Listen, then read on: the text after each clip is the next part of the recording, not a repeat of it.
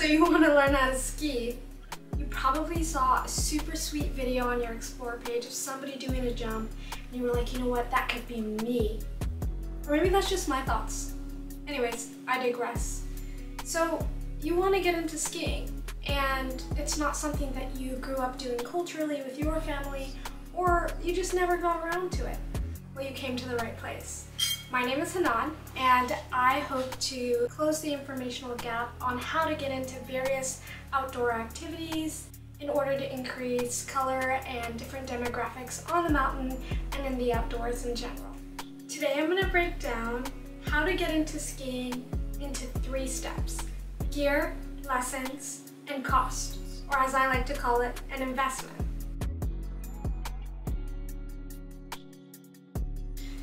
First things first, let's talk about gear, specifically technical gear. Safety first, so let's start with the helmet. The first thing that you want to have when skiing is your helmet. It is the most important part. You always want to make sure that you are completely safe when you're on the mountain, and having fun has a lot to do with being safe and being in control. And being in control of your safety means wearing a freaking helmet. A lot of people don't, and that is just not very wise. So the helmet usually comes without the goggles. I am currently sporting this Vantage Smith helmet. It's a very ridiculously expensive helmet that is very unnecessarily expensive. But there are a lot more cost affordable helmets, and I will do a separate video on finding affordable gear and finding the right gear for you. But first things first, you do need a helmet. I would always recommend getting a helmet with this sticker in the back right here.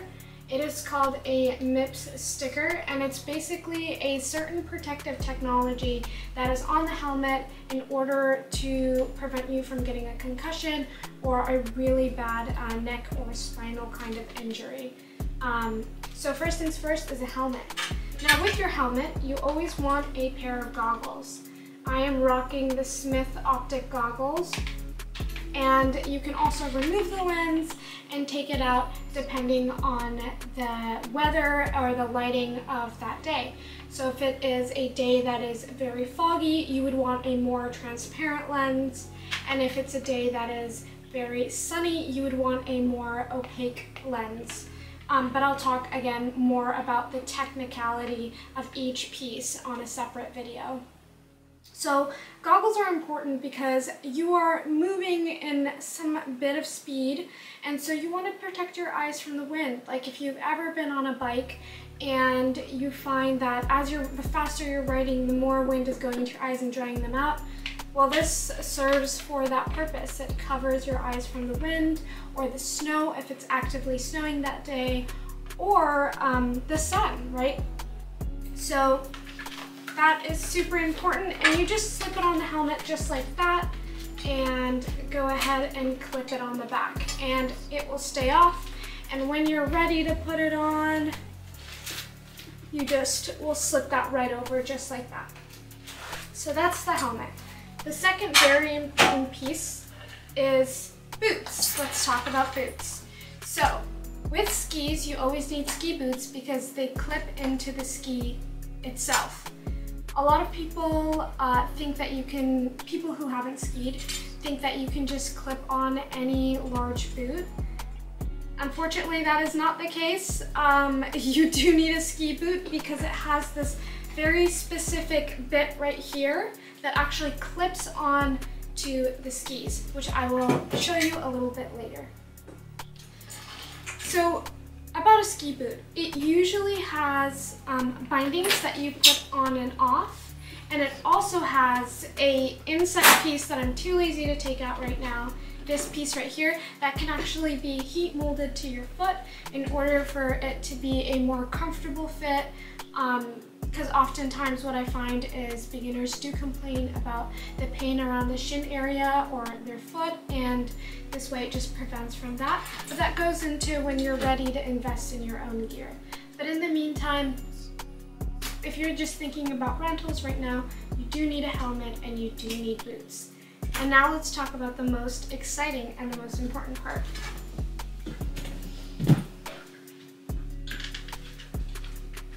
The skis. So these are my babies. I absolutely love them. These are Blizzard skis. And that is actually the most important part, believe it or not. Anyway, so as I said, the skis do have bindings, and the bindings are what clip on to the boot.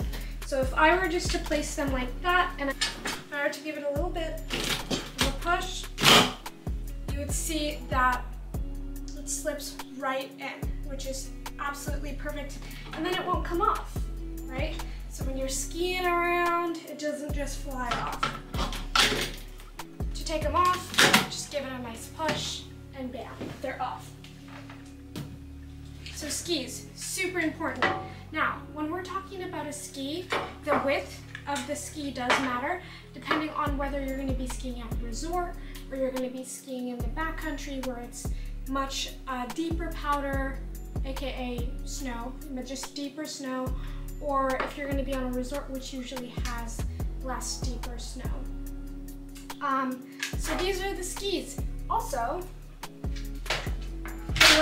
the length of the ski is extremely important because it helps you kind of control and maneuver the ski. If you are a beginner skier, you always want to get a ski that's about where your nose is once you put on your boot. So, as I stand up, my skis are a little bit up to my forehead or maybe slightly taller than me. But the reason for that is as you progress and as you go from beginner to intermediate to advanced, your ski does get longer. Obviously there's a threshold on how much longer it can be, but how short your ski is and how tall your ski is has a lot to do with your skill level as well as what kind of conditions you'll be skiing in. These guys are the poles, and I would say with at the first, the first maybe year of learning how to ski, the poles are kind of useless. They're great when you're on the flat ground because you can kind of push yourself to get some momentum. But ultimately, the main purpose of the poles are going to be great for planting turns. And I will make a separate video about that for intermediates later on. Anyway, so these are the poles. How do I know what size poles to get and what's a good one for me? You know how to size your poles when you are holding your arms at a 90 degree, just like this, and they're about to touch the ground. So that's the perfect height for me. So that's poles. Great, so now that we talked about the proper technical gear you should have, your helmet, your skis, your poles, your boots, and your goggles, now let's talk about the proper clothing you should have when going skiing.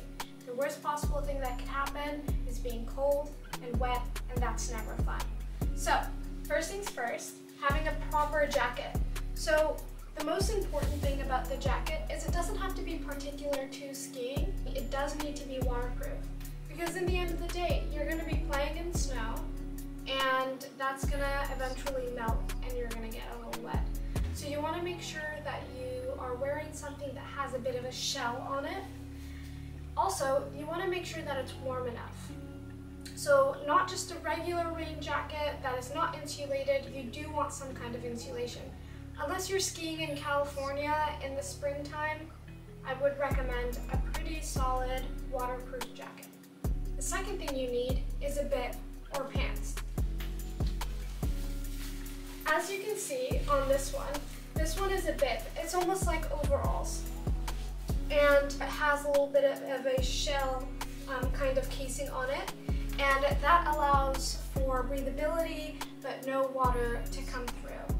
It is completely okay if you don't want to wear the bib kind of overall. There are other options. The alternative for the bib are these pants, or just any pants that kind of have some insulation and that shell that I was talking about that doesn't allow water to get through. Either way is great. I personally prefer a bib so that if I fall in any kind of deep snow or anything like that, it doesn't get into my pants because obviously I'll be wearing a bib.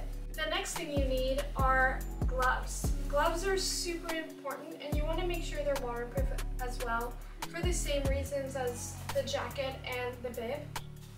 And the reason for that is because oftentimes, you know, you will be in a very cold climate. Again, unless you're skiing in California in the springtime, your hands are going to be very, very cold.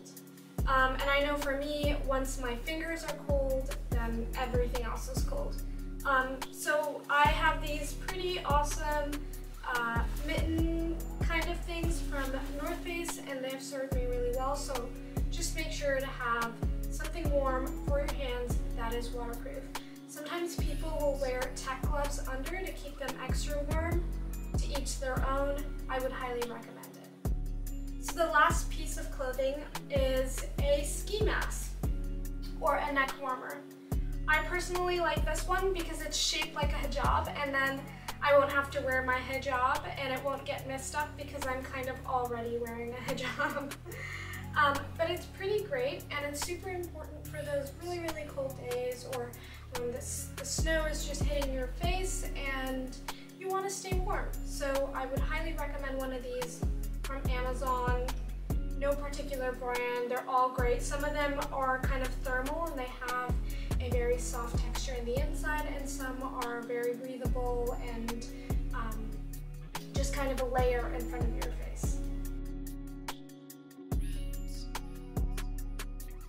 Now that we've talked about the proper gear needed to go skiing, let's talk about how to actually get started. This is the fun part. Oftentimes, ski resorts offer two options for classes, the first being a group lesson and the second being a private lesson. There's pros and cons to both. In a group lesson, there's around 5 to 8 other people in your class, so you don't really get that one-to-one time. However, in a private lesson, you have that one-to-one instructional time that might help your progression move a little bit faster. In the end of the day, in both of those options, you get to learn the fundamental principles of skiing and build a good foundation. The second option is to find a friend or a friend of a friend who is an avid skier and is excited to teach, and ask them, you know, help you out, teach you how to ski, at least the basics. If you don't ask, you'll never get that opportunity, and most of the time they will say yes. There is a con to that, however, because if you are taught bad foundational principles or bad habits, it's really hard to unlearn them. So make sure that your friend is someone who has taught before, or is aware of the correct form and everything that follows. The third option is my personal favorite because that is how I learned. Teach yourself. I'm not encouraging anyone to do that, but it is a possibility, and I don't want to say that it's not. Again, there's cons because you might teach yourself bad habits which are really hard to unlearn. However, it is the most affordable, and you can kind of move at your own pace. You do progress much slower because having an instructor would very much so speed up your progress. But in the end of the day, I learned how to ski and now I am obsessed. So what does teaching yourself look like? It looks like watching 1,000 YouTube videos, reading 1,000 Reddit posts on how to do a pizza. Eventually you'll know what that is. Really truly being hungry and wanting it, and going every single weekend or every other weekend to the ski resort and practicing. Last but not least, let's talk about cost.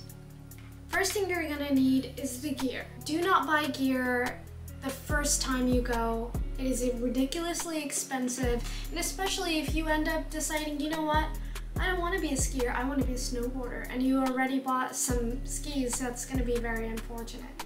So, always rent your gear. Renting usually runs around $40 to $60 depending on how expensive that resort is. You can also rent gear before you actually get to the resort at a independent rental gear place. You can just look in your area in Google Maps, and that is often the most affordable option.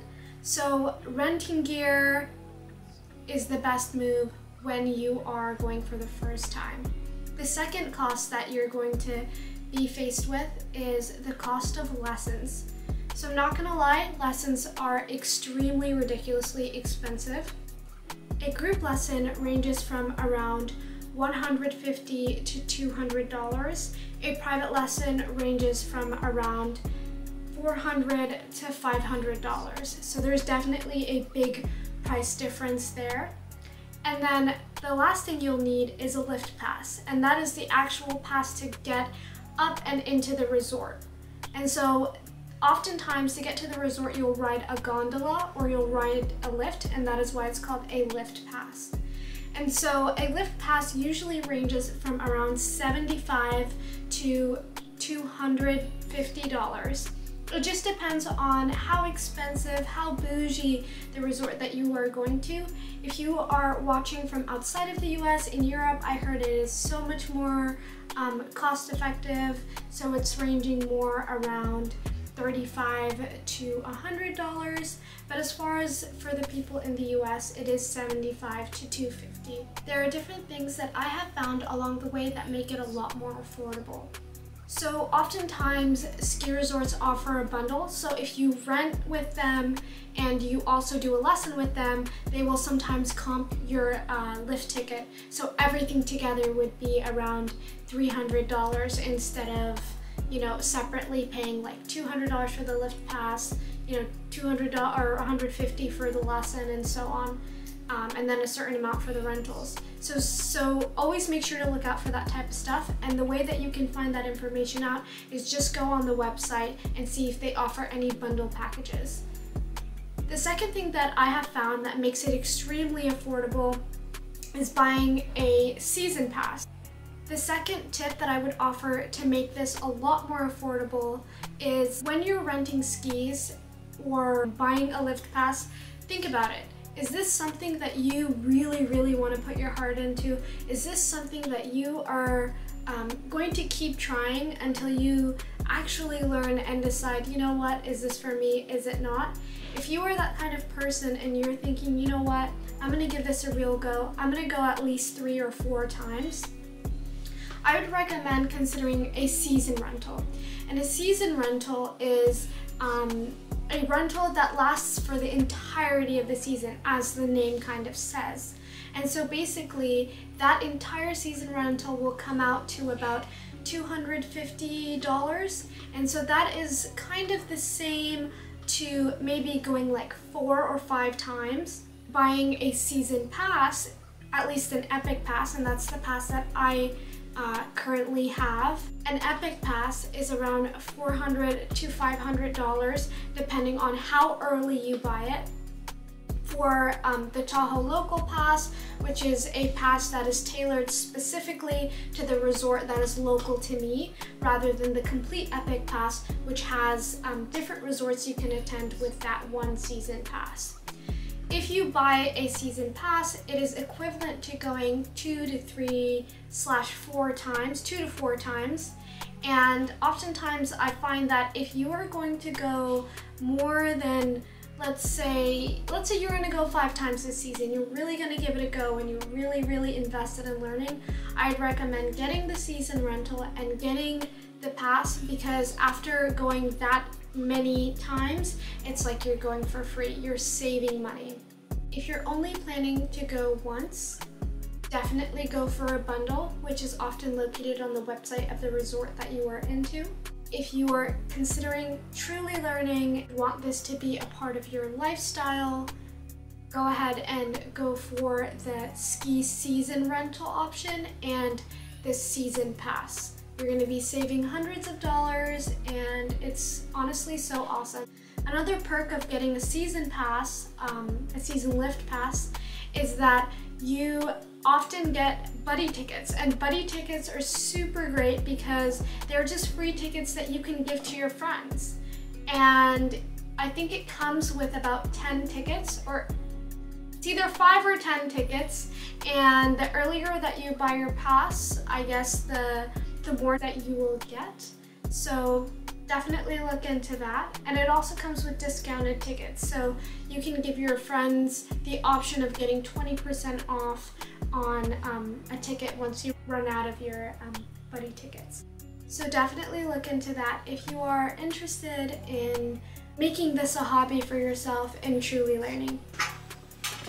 Well, you made it this far. I hope you learned so much, and if you have any further questions, feel free to leave them in the comments and I will make sure to respond to them. Look out for my next video, which is how to ski as a part of this Intro to Skiing series. I will be talking about what steps you can actually learn and practice when it's your first time on skis.